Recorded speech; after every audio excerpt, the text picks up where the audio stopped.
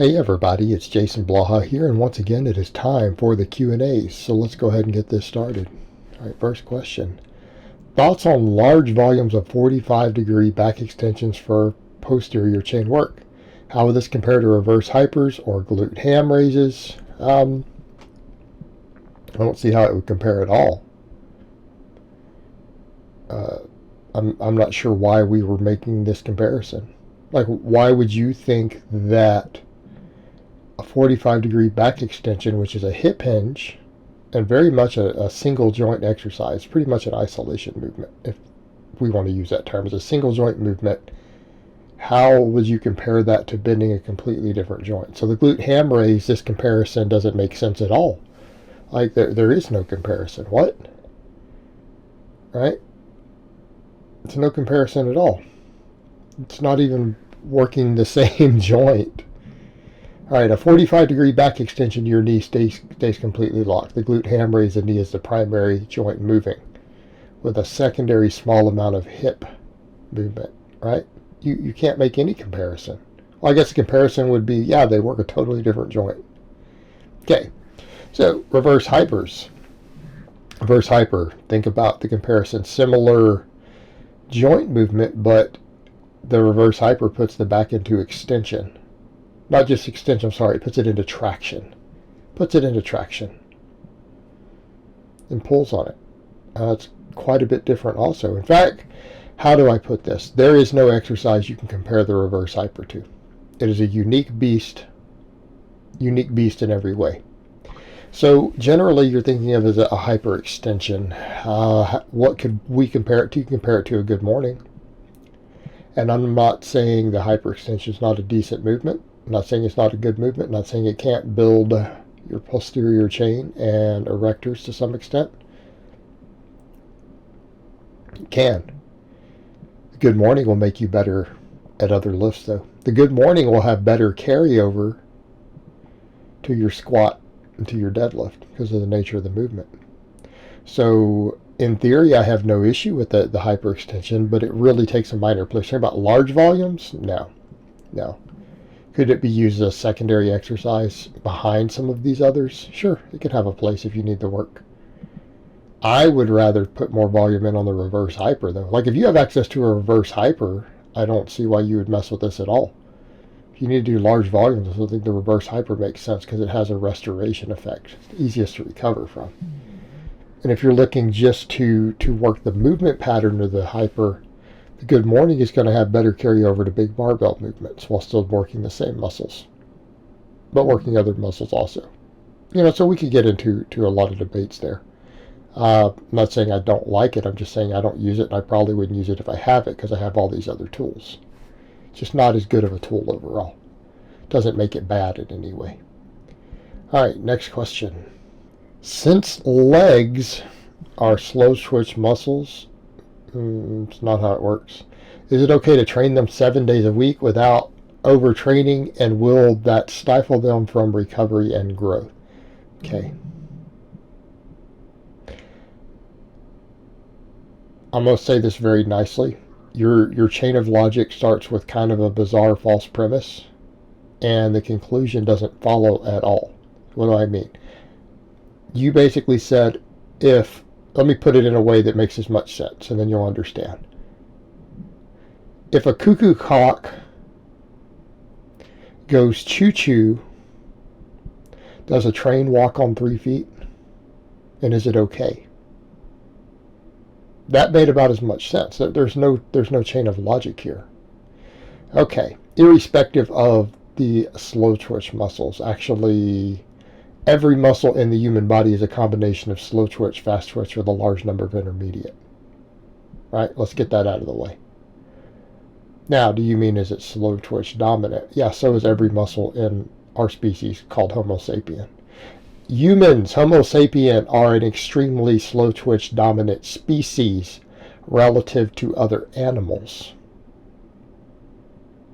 We're an endurance-based species. Endurance is really, really easy for us. Say, what do you mean? I mean that we've looked at it and we know for a fact that in-shape humans in their natural habitat who run a lot, which is normal tribal life, can run down a horse given enough distance. You can outrun a horse giving enough miles of open plain and exhaust it and catch it. In fact, that's how they caught the first horses to domesticate them. They just ran them down and caught them. Horse will outrun you in a 5-mile foot race. He'll stomp you. Human will catch a horse in a 30-mile race. That's why you see fat, out of shape people successfully complete marathons. We're really good at endurance. We're really, really, really, really amazingly good at endurance compared to other mammals. We're probably the best. This is what we excel at. That's why we actually have to work hard to get strong. Right? Endurance is so insanely easy that it takes no work. No work at all for humans. You can be out of shape and run a marathon within a year. Can't be out of shape and start and deadlift 800 pounds in a year. So, we're slow twitch dominant. Legs are slightly more. In legs, there's a lot of muscles in the legs, so it's not even that straightforward. So just set all this aside and just drop all this nonsense. Is it okay to train them 7 days a week without overtraining? It's like, I think you need to be very careful in general with your programming when you start training any muscle 7 days a week. Okay?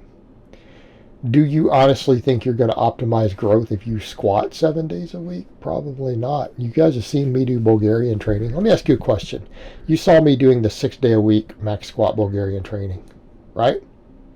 Am I stronger, bigger, and so on now than then? I am leaner, bigger, and I squat 70 pounds more than when I used to squat every day to a max. I only squat twice a week at most. Right? Okay. Why don't you just get on some proper programming? Instead of coming up with bizarre hypotheticals, such as if a dog jumps over a rainbow because the moon is blue, is it okay to train my legs 7 days a week? But only after the cat meows at midnight. Okay. Instead of these sort of bizarre hypotheticals, why don't we just train correctly and train optimally? So here's that. Since legs do whatever, why don't we just train them optimally with appropriate programming, just like every other elite athlete in the world is programmed by their coaches? How's that for more logical? All right, next question. Is 14 sets of deadlifts too much a week? I don't know, you tell me. What do you think? Let's come back to the last question. I like to flow into these. Why don't you just train optimally instead of asking hypotheticals like this? Okay. Why don't you just train optimally? I don't know. How many sets of deadlifts should you do? What do you count as a deadlift? What's your stimulus to fatigue ratio look like on them? How strong are you? How much axial loading are you subjecting yourself to? How much other training are you doing?